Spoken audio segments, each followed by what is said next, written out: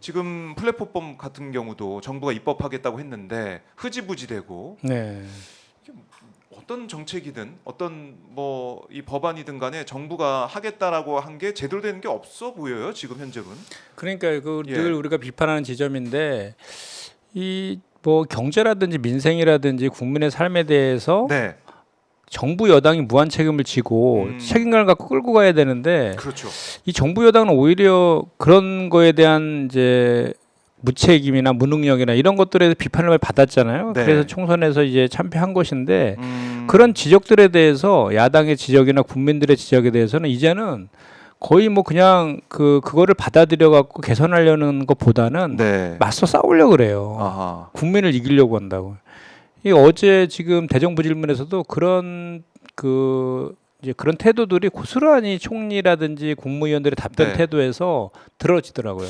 그러니까 어제 이제 대정부 질문 말씀하셨으니까 네. 복기를 좀 해보면 저도 이제 박지원 의원님 한덕수 총리에게 질의하고 이런 모습을 쭉 현장을 통해서 봤었는데 모르겠습니다. 뭐 일부 언론에서는 뭐 여야가 뭐 웃음을 터뜨렸다 이렇게 하면서 뭐 티키타카를 했다. 박지원 의원과 한덕수 총리의 티키타카 뭐 이렇게 얘기도 하던데 네. 현장에서 본 상황 어떻습니까?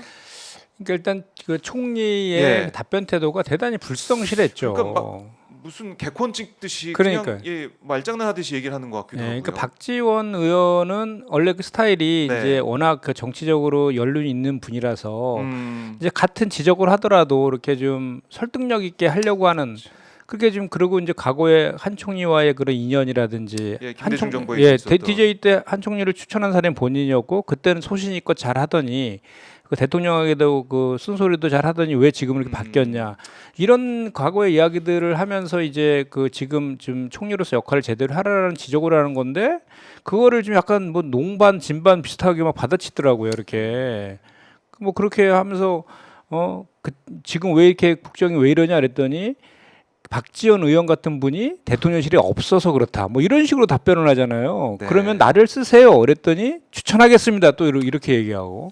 그러니까 이 들어가려다가 멈춰가지고 계속 마이크 앞에 서가지고 뭐 계속 뭐 말을 하더라고요. 그러니까요. 한덕수 그 총리가. 들어갈래다 또 나와갖고 예. 또 얘기하고 또 들어가고. 추천하겠다 뭐 이렇게 얘기도 하고. 그러니까 이게 지금 이런 총리나 국무위원들의 태도가 저는 그냥 이렇게 한다고 생각하지 않아요. 네. 윤석열 대통령이 한테 보고 배우는 거죠. 아, 뭐 아시겠지만 그 윤석열 대통령이 87년 민주화 체제 이후에 처음으로 국회 개원식에 불참을 했잖아요. 네, 21번에 달하는 거부권 행사했고 그렇죠. 또 21명의 강요들을 국회 동의도 없이 그냥 임명을 강행해 버렸어요. 네, 국무위원들한테 야당과 맞서 싸우라라고 하고 음, 이렇게 국회를 무시하고 상권 분리를 완전히 무시하는 윤석열 대통령이 그런 안하무인격인 태도, 네, 그 태도에 대해서 총리랑 이제 국무위원들이 따라가는 것 같아요. 그러니까 이제 어제 저 대정부 질문 관련된 뭐 답변 태도도 그렇고 내용도 그렇고 의료 대란에 대해서 모든 국민들이 지금 울분을 토하고 있잖아요. 네. 그렇게 좀 투박하고 폭력적으로 의대정원 2,000명 그냥 총선 전에 틱 던져놓고 계속 밀어붙이고요. 예, 본인들은 예. 의료 개혁이라 그러지만 누가 의료 개혁이라고 생각합니까? 다 의료 대란이라고 하지. 그거에 대해서도 지금 이제 박지원 의원이 이제 몇 가지 사례를 들어서 얘기했더니 옛날에도 그런 사례들이 기사에 계속 났었대요. 그러면서 뭐 어디 기사를 서치해갖고 그걸 답변이라고 하는 거예요. 옛날에도 의료 대란이 있었대. 똑같대 응급실에 지금이랑 바뀐 게 없다는 거예요. 그리고 경제 민생 지적하면 경제 좋아지고 있다라고. 이거 완전히 정말 그냥 다른 나라에 살고 있는 사람들 같은데. 그렇죠. 보니까. 예 그런 얘기 또 물어봤어요. 달나라에 삽니까? 뭐 했더니 그것도 또 농담 진반 삼아서 이렇게 하는데 예. 이제 그래서 이제 어제도 대단히 실망스럽고 막 그랬는데 어제 저녁 한 9시쯤 넘어가지고 우리 의원 방이 있거든요. 네. 민주당 의원 방에 뭐 하나 어떻게 올라왔어요. 뭐가 오늘이 이제 그 외교 통일안보 대정부 질문 이틀 차잖아요. 오늘 맞아요. 이틀째 이제 대정부 오늘 오후에 질문하는데 시작합니다. 외교부 장관하고 네. 국방부 장관이 불참을 하겠다고 통보가 왔다는 거예요. 왜요?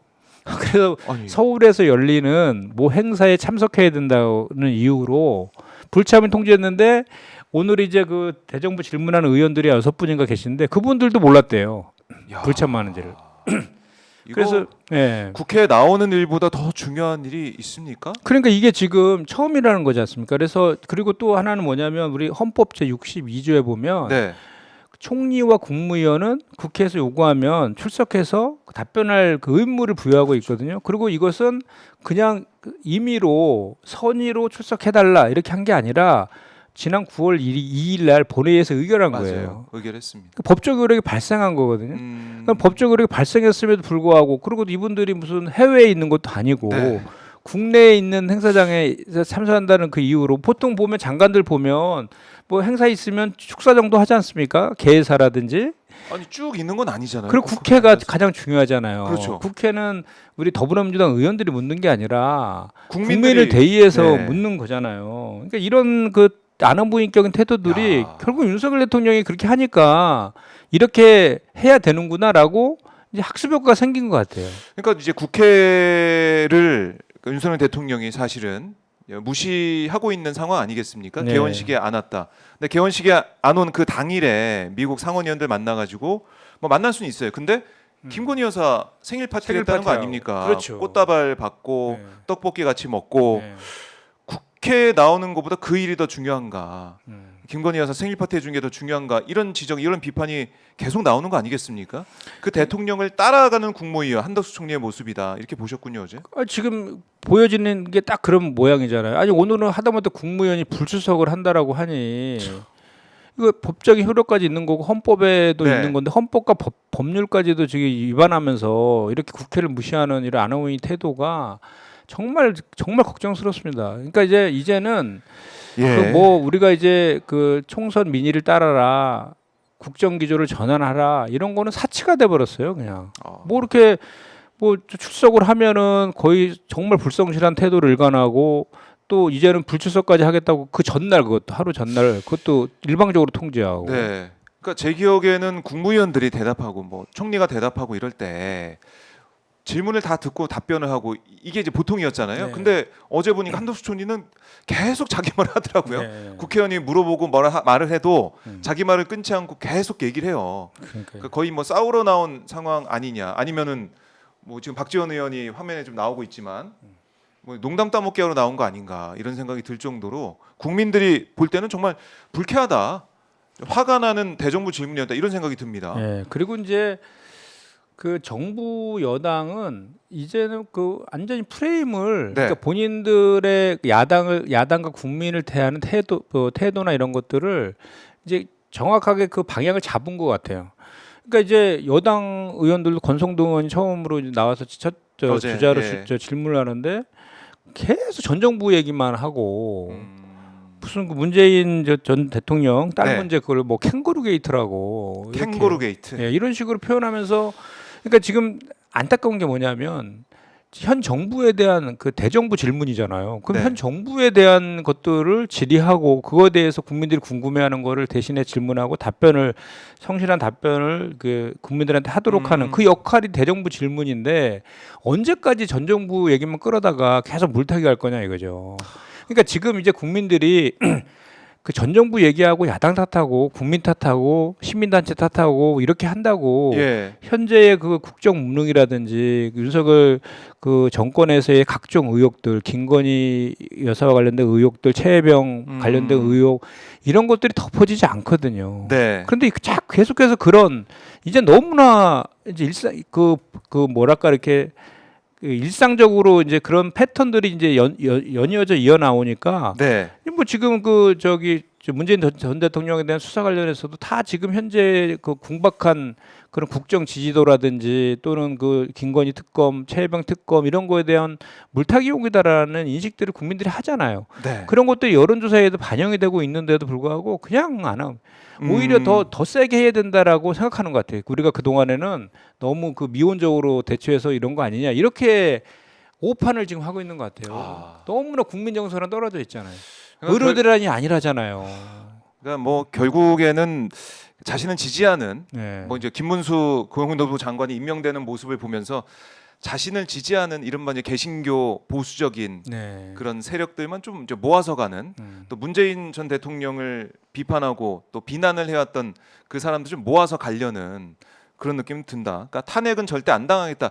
이런 몸부림처럼 느껴진다. 이런 얘기도 있더라고요. 그러니까 이제 계엄령과 관련된 합리적 의혹 제기도 저희가 이제 네. 더불어민주당에서 하고 있는 것도 그런 이유 중에 하나죠. 그리고 음. 실제로 박근혜 전 대통령 탄핵 이후에 음. 보수 측에서는 그거에 대한 뭐랄까 이렇게 적이 생긴 거죠. 그거에 더 대해서. 이상 탄핵당하면 안 된다. 탄핵에 대한 그 당시에 사실 박근혜 전 대통령 같은 경우는 탄핵 정국에서 네. 그 당시에 여당 그 김무성 원대였나요 그때 그 원대들이 이제 그런 국민들의 그 여론이나 이런 것들에 대해서 저기 청와대 가가지고 박근혜 전 대통령한테 건의했을 때 임기 단축할 용이 있다 뭐 이런 식으로 답변도 했고 여당한테 되게 그 여지를 많이 줬잖아요. 네. 협상의 여지를. 그렇죠. 근데 이제 지금은 그런 그 학습 효과가 생겨가지고 더 세게 대응하지 않으면 탄핵 당할 수도 있겠다라는 그런 우려들을 하고 있는 것 같고 그러면 어떻게 해야 될 것이냐에 대해서 하나하나 지금 점검해 나가고 있는 그런 과정 아니냐. 그 안에서도 계엄령과 관련된 의혹들도 민주당에서 이제 제보가 들어와서 네. 제기도 하고 있는 그런 연장선상이라고 보면 되는데 지금 사실은 뭐 지지율이라든지 또는 그 국민들이 저기 윤석열 정부에 대해서 바라보는 그런 그 관점이라든지 네. 이런 걸 보면은 사실은 심리적 탄핵 상태다라고 보는 시각들도 꽤 있잖아요. 그러니까 뭐 대두덕이다. 심리적 탄핵이다. 그러니까 오히려 이제 그런 거에 대한 방어를 하기 위한 그 방식으로 네. 모든 거를 지금 국정도 그렇고 국회를 대하는 태도도 그렇고 야당을 대하는 태도도 그렇고 현안에 대한 그런 것들에 대한 태도도 그렇고 그냥 국민들은 전부 다 의료대라고 하는데 의료대는 아니다라고 하고 경제와 민생 때문에 힘들어 하시는데 경제가 살아나고 있다라고 예. 하고 민생회복지원금 좀 하라면 포퓰리즘이라고 하고 대안 예. 제시하라고 그러면 대안은 제시 안 하고 최혜병 특검법도 제3자 제안하는 특검 하겠다라고 먼저 한동훈 대표가 얘기했는데 지금 완전히 그냥 다 유야무야 돼버리고. 아니 민주당에서 다시 또 법안도 발의를 했는데 대법원장 추천으로 해서 그렇죠. 물론 비토권이 들어가 있긴 하지만 다 이제 맞춰주면서 가고 있는데도 불구하고 이걸 안 받고 있다. 그러니까 결국은 강대강으로 저 대응해야 되겠다라는 기조가 쓴 것 같아요. 네. 그러니까 더 지금 깝깝한 노릇이죠. 아하.